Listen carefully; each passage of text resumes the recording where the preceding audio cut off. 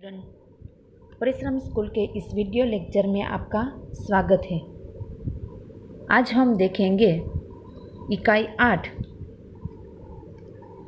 माँ कह एक कहानी। प्रकार है काव्य। कवि है मैथिली शरण गुप्त। मैथिली शरण गुप्त राष्ट्रकवि मैथिली शरण गुप्त का जन्म सन 1886 में चिरगांव जिला झांसी उत्तर प्रदेश में हुआ था। बचपन से ही कविता में उनकी रुचि थी।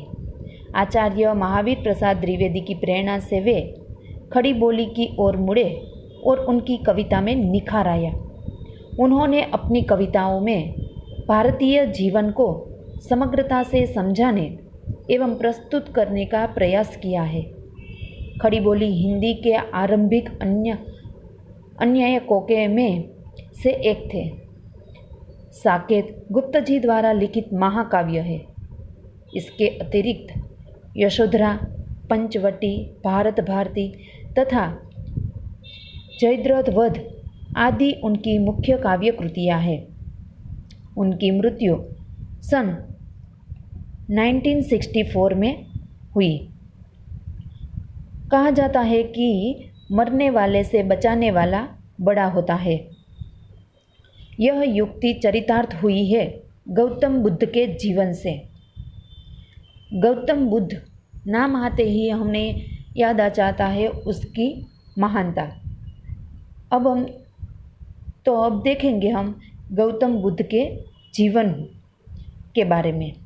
तो गौतम बुद्ध का जन्म लुम्बिनी में नेपाल में हुआ था।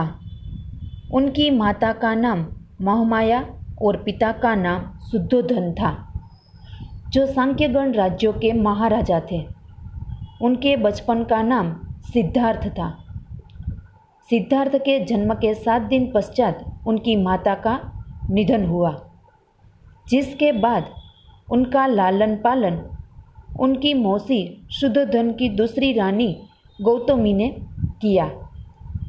उनके नामकरण समारोह के दौरान ऋषि असित मुनि ने भविष्यवाणी की थी कि यह बालक या तो महान सम्राट बनेगा या तो महान पवित्र ऋषि, जिनके कारण उनके पिता सिद्धार्थ को राजा बनने के लिए सिद्धार्थ को सभी दुखों से और पीड़ा से दूर रखा। लेकिन सिद्धार्थ बचपन से ही संवेदनशील और करुणाभावी व्यक्ति थे। वे कभी किसी दूसरों का दुख नहीं देख सकते थे, जिसके कारण सभी लोग उनसे बहुत प्रेम करते थे।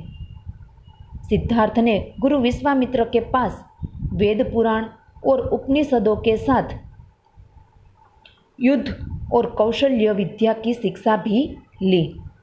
राजा शुद्धोधन ने सिद्धार्थ को सन्यासी बनाने से रोकने के लिए सांसारिक मोह माया से बांध रखने के लिए उसे सांख्य वंश में जन्मे सिद्धार्थ का 16 वर्ष की आयु में राजा दंडपणि की कन्या यशोधरा के साथ विवाह हुआ। सिद्धार्थ अब युवा हो गए थे। वे हर चीज़ जानने को बड़े ही उत्सुक थे। उन्होंने राजा शुद्धोधन से पहली बार महल के बाहर भ्रमण करने के लिए आज्ञा मांगी, जिसके बाद वे अपने बचपन के मित्र सारथी चनाक के साथ भ्रमण करने निकल पड़े। भ्रमण के दौरान वह एक पुराने अपंग व्यक्ति के और बीमार आदमी को देखा, और तब वह सारथी से पूछते हैं कि ये आदमी कौन है। तभी वो सारथी बताता है कि वो बीमार है। सभी को एक बार बीमार होना है। सिद्धार्थ ये सब जानते नहीं थे। सभी के बारे में सिद्धार्थ को कोई पूर्व ज्ञान नहीं था। सिद्धार्थ ने सारथी से पूछा कि जिसके उत्तर में वे बहुत ही परेशान हो गए। आखिर में सिद्धार्थ ने एक सन्यासी को, तब आगे जाते हुए उसने सन्यासी को देखा, जो बहुत ही शांत और खुश थे, जिसे देखकर सिद्धार्थ ने उन्हें मिला और उनसे बहुत ही प्रभावित हुआ। और उन्हें आसपास हुआ कि अब उन्हें अंतिम सत्य की तलाश करना है। सिद्धार्थ ने 29 साल की उम्र में अपने महल और परिवार को त्याग दिया। उन्होंने सोचा कि जब उन्हें अपने प्रश्नों का उत्तर मिल जाए तब वह वापस परिवार के पास आ जाएगा। तब उसकी पत्नी और छोटे पुत्र राहुल को छोड़कर वह चले जाते हैं और वे एक सन्यासी के वस्त्र पहनकर रात्रि के समय जंगल की ओर निकल पड़े। सिद्धार्थ बहुत से ऋषि मुनियों से ज्ञान प्राप्त किया और कठोर तपस्या भी की, लेकिन उन्हें कभी भी उनके प्रश्नों के उत्तर नहीं मिले। सिद्धार्थ अपने 5 आयुओं के साथ कठोर तपस्या करने लगे। बिना कुछ खाए, बिना कुछ पिए कमज़ोर हो गए थे। वे जमीन पर गिर पड़े, जिसके बाद एक युवा लड़की ने उन्हें पानी पिलाया और चावल खिलाया। उसके बाद उन्होंने महसूस किया कि इस तरह कठोर भौतिक बाधाओं में रहने से वह आध्यात्मिक लक्ष्यों को प्राप्त नहीं कर पाएंगे। तब उसके बाद उन्होंने पीपल के पेड़ के नीचे ध्यान करना शुरू किया। 49 दिनों के बाद वह आखिरकार उन्होंने शुद्ध ज्ञान की प्राप्ति हुई और ज्ञान के उस समय सिद्धार्थ गौतम बुद्ध बन गए। बुद्ध का मतलब वह व्यक्ति जिसने संपूर्ण समर्पण को जानने वाला सिद्धार्थ का मतलब होता है, और उस पीपल के पेड़ को बुद्धि वृक्ष कहते हैं। बोधि वृक्ष। गौतम बुद्ध ने ज्ञान प्राप्ति के बाद अपना पहला उपदेश उनके 5 शिष्यों को दिया, जिसे धर्मोपदेश कहते हैं। जो पहला ज्ञान था वहीं से बौद्ध धर्म की स्थापना हुई और प्रचार प्रसार भी हुआ, जिससे भगवान बुद्ध ने बड़े बड़े सम्राट राजा महाराजा को भी उनके शिष्य बनने लगे। भगवान बुद्ध के प्रसिद्ध अनुयायी शासक में बिंबिवास, प्रसेनजीत तथा उदयदयी थे। बुद्ध के प्रधान शिष्य उपाधि भी आनंद थे। भगवान बुद्ध ने अपने संघों में शूद्रों और इन सब के बावजूद गौतम बुद्ध की मृत्यु 443 कुशीनारा में हुई। उस समय उनकी उम्र 80 वर्ष की थी। ये था गौतम बुद्ध का परिचय। और संवाद शैली की इस कविता में गौतम बुद्ध ने बचपन की एक घटना का उल्लेख किया है। यह काव्य में गौतम बुद्ध ने अपने बचपन की एक घटना का उल्लेख किया है, जिसमें उनका पुत्र राहुल माँ यशोधरा से राजकुमार सिद्धार्थ की उसी कहानी को दोहराने का आग्रह करता है, जिससे उपयुक्त युक्ति परिभाषित हुई है। माँ कह एक कहानी, बेटा समझ लिया क्या तूने मुझको अपनी नानी। वो कहता है कि माँ, राहुल यशोधरा से कहता है कि माँ एक कहानी मुझे सुनाओ ना। यशोधरा कहती है कि बेटा तूने मुझे अपनी नानी समझ लिया है क्या। वो प्रश्न करती है कि क्या तूने मुझे अपनी नानी समझ लिया है। कहती है मुझसे ये चेटी यानी कि दासी, तू मेरी नानी की बेटी। कह माँ कह, लेटी ही लेटी, राजा था या रानी, माँ कह एक कहानी। राहुल कहता है माँ से कि यह दासी मुझसे कहती है कि तुम मेरी नानी की बेटी हो। तुम मेरी नानी भले न हो, पर उनकी बेटी तो हो ना।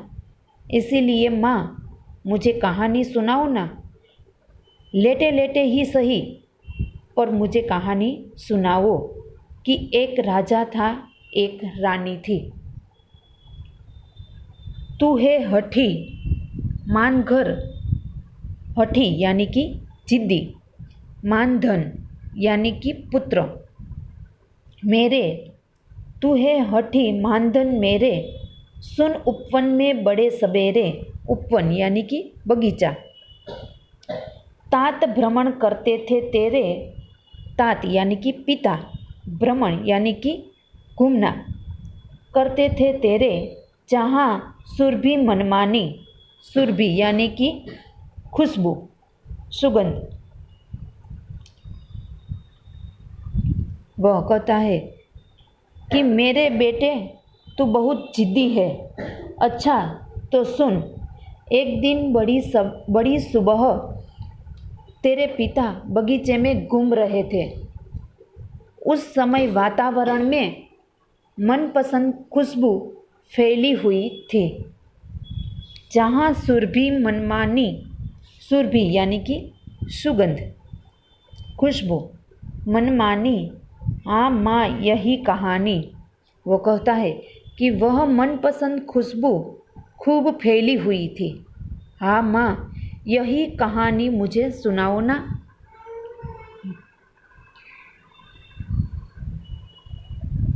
वर्ण वर्ण के फूल खिले थे। वर्ण वर्ण के એટલે કે अलग अलग रंगों के, वर्ण वर्ण के फूल खिले थे। झलमल कर हम बिंदु झिले थे। झलमल कर हम बिंदु यानी कि ओस की बिंदु झिले थे। हल्के झोंके हिले मिले थे। हल्के झोंके हिले मिले थे। लहराता था पानी। वह कहता है कि बगीचे में तरह तरह के रंग बेरंगी फूल खिले थे। उन पर ओस की बिंदु चमक रही थी। हवा में हल्के हल्के झोंकों से फूल हिल रहे थे, यानी कि थोड़ी थोड़ी उदार पवन के झोंकों से फूल खिल रहे थे, हिल रहे थे। उन पर ओस का पानी लहराता था। जो ओस के बिंदु उस पर ले रहे थे, पड़े थे, वो पानी लहराता था। लहराता था पानी, हाँ हाँ यही कहानी। वो कहता है कि हाँ यही पानी। राहुल ने पूछा कि क्या उन पर पानी लहराता था? हाँ माँ मुझे यही कहानी सुननी है। यही कहानी मुझे सुनाओ। गाते थे खग कलकल स्वर में। खग यानी कि पक्षी। सहसा एक हंस ऊपर से, सहसा यानी कि एकाएक, अचानक, गिरा विदध होकर खग सर से। विदध यानी कि बिंधा हुआ। खग यानी कि सर यानी कि बाण। गिरा विदध होकर खग सर से, सर यानी कि बाण। हुई पक्षी की हानि। हानि यानी कि नुकसान, और पक्ष यानी कि पंख। वो कहता है कि पक्षी मधुर स्वर में गा रहे थे। अचानक एक हंस ऊपर से गिरा। जब पक्षी मधुर स्वर में गाना गा रहे थे तब अचानक एक हंस ऊपर से गिरा। वह पक्षी बाण से बिंध गया था। पक्षी की बाण में पंख में बाण लगी थी तो बाण से बिंध गया था। उनका एक पंख घायल हुआ था।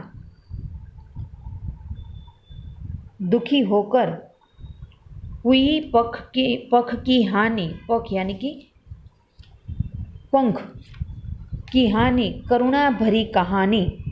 दुखी होकर राहुल ने पूछा, पंख घायल हो गया था? वो प्रश्न करता है माँ से कि क्या उसका पंख घायल हो गया था? यह तो बहुत दुख भरी कहानी है। वो कहता है कि यह तो बहुत दुख भरी कहानी है माँ। अगली पंक्ति हम अगले वीडियो में देखेंगे। Thank you.